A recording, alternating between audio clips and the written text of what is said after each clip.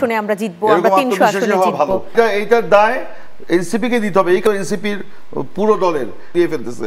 এটা এনসিপির বক্তব্য জনগণ এখন আর খায় না। সেটাকে আসলে কতটা সময় বিতর্কিত বক্তব্য দিয়ে আলোচনায় থাকতে আগ্রহী, মানে সবসময় উনি সংবাদ মাধ্যমে থাকতে আগ্রহী। তিনি আজকে কি বলে নির্বাচন কমিশনের সাথে দেখা করে বাইরে এসে বলছেন ওনারা সার্ভে করে দেখেছেন আগামী নির্বাচনে 150 আসন পাবে।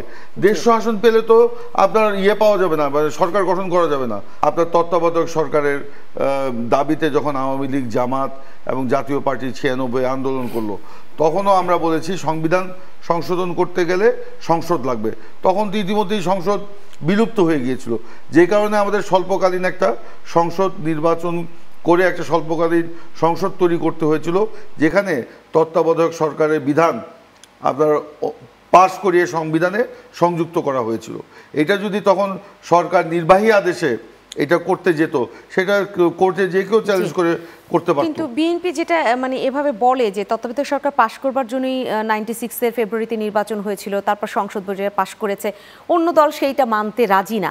আমরা বিভিন্ন আলোচনায় শুনেছি যে তাদের সীমাবদ্ধতা বাধ্য হয়েছিল বলেই এটা পাশ করেছিল। এটা আওয়ামী লীগের ন্যারেটিভ, তারা আন্তরিকতার সাথে পাশ করেছে, এটা আওয়ামী লীগের ন্যারেটিভ। এটা তাদের দৈন্যতা এবং তাদের সীমাবদ্ধতা।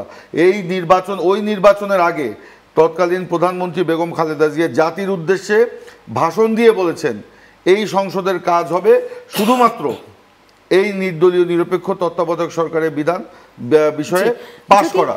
যদি আওয়ামী লীগের ন্যারেটিভ হয় তাহলে সেটা এনসিপি কেন বলে? এইটা তো আরো বেশি দুঃখজনক। আমি আপনার কাছে আসি, এনসিপি কেন বলে সেটা এনসিপি নেতারা তো যখন তখন যা ইচ্ছে তাই বলছে। আজকে বলেছে, এর আগে বলেছে 300 আসনে তারা জয় হবে, আজকে বলেছে 150 আসনে জয় হবে। বিএনপি কে তারা বলেছে 50 থেকে 100। ডিফারেন্সটা দেখেন, 50 থেকে 55 বলতো, 60 বলতো, তাও একটা বুঝতাম। 50 থেকে 100 তারা তো এরকম অবাস্তব, অকল্পনীয়, মানে কি বলা যায় এটাকে, মানে একেবারে যখন তখন যে বক্তব্য দিয়ে ফেলতেছে। এটা এনসিপির বক্তব্য জনগণ এখন আর খায় না। সেটাকে আসলে কতটা অবাস্তব বলা যায়, কারণ হচ্ছে বিভিন্ন সার্ভে রিপোর্টও দেখা যায় এক এক সময় এক একটা তথ্য দিচ্ছে। কোন সার্ভে রিপোর্টে কি আছে? না না, কোন ওনারা নাকি সার্ভে করেছেন। আজকে যেটা দেখলাম, ওনাদের এক বিখ্যাত নেতা যিনি সব সময় বিতর্কিত বক্তব্য দিয়ে আলোচনায় থাকতে আগ্রহী, মানে সবসময় উনি সংবাদ মাধ্যমে থাকতে আগ্রহী, তিনি আজকে কি বলে নির্বাচন কমিশনের সাথে দেখা করে বাইরে এসে বলছেন ওনারা সার্ভে করে দেখেছেন আগামী নির্বাচনে 150 আসন পাবে। 150 আসন পেলে তো আপনার পাওয়া যাবে না, সরকার গঠন করা যাবে না, আরো একটা আসন লাগবে, 151টি আসন লাগবে। এটা তো নাসিরউদ্দিন পাটোয়ারি বলেছেন, একজন ব্যক্তিগতভাবে একটা বক্তব্য দিয়েছে না। এইটার দায় এনসিপি কে দিতে হবে। এই কারণে এনসিপির প্রতিনিধি দলের প্রধান হয়ে তিনি কিন্তু গিয়েছিলেন প্রধান নির্বাচন কমিশনের সাথে দেখা করতে।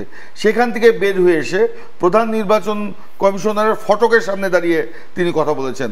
যদি উনি আরেকটা প্রেস ক্লাবের কোনো অনুষ্ঠানে তিনি বলতেন বা অন্য কোনো অনুষ্ঠানে বলতেন, সেটা তার ব্যক্তিগত দায়, কিন্তু এই দায় কিন্তু এনসিপির পুরো দলের, কারণ তিনি একটা দলের প্রতিনিধির দলের প্রধান হয়ে কিন্তু সেখানে গিয়েছিলেন।